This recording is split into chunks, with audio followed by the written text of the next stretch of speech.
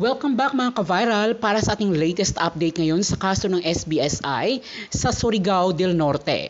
Jerin Esquilario aka Senior Aguila, kumpirmadong sinusuplayan ng mga kagamitang baril ng mga taong utak niya sa pamamalakad ng grupong SBSI sa Sitio Capian, Surigao del Norte.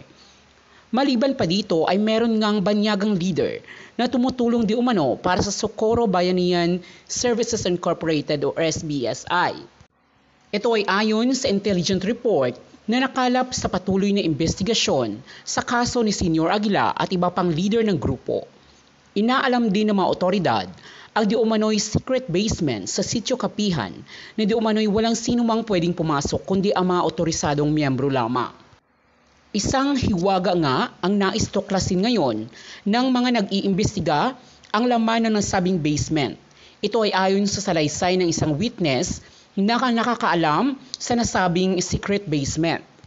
Samantala, sa pag-aantay ng susunod na mga hearing sa darating na mga araw kung saan nasa tanggapan na ng Department of Justice ang kaso, isinailalim na sa clarificatory hearing si Senior Aguila at kanyang mga kasama, kung saan ayon kay Assistant Secretary Miko Clavano, kailangan muna i-clarify yung ibang issues. They have to get certain facts straight para maayos yung preliminary investigation.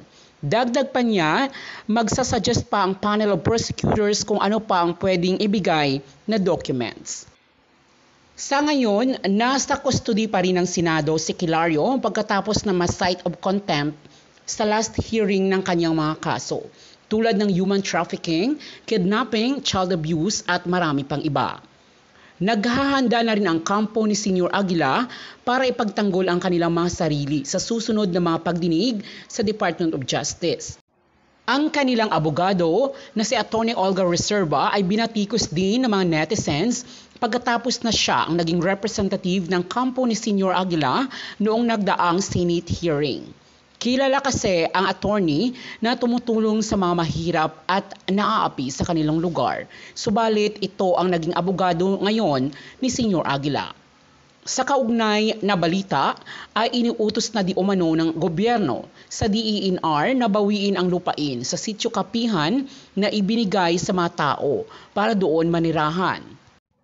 Ang nakakalungkot at inirereklamo ngayon ng mga miyembro ng Socorro Bayanihan Services Incorporated dahil wala na silang babalikan na bahay at trabaho sa kanilang mga lugar. Dahil yung iba ay nagsipag-resign na sa mga kanilang mga trabaho at yung iba ay ibinenta na ang mga ari-arian at bahay para umanib at sumunod kay Jerin Esquilario aka Senior Aguila sa bundok ng Sitio Capihan.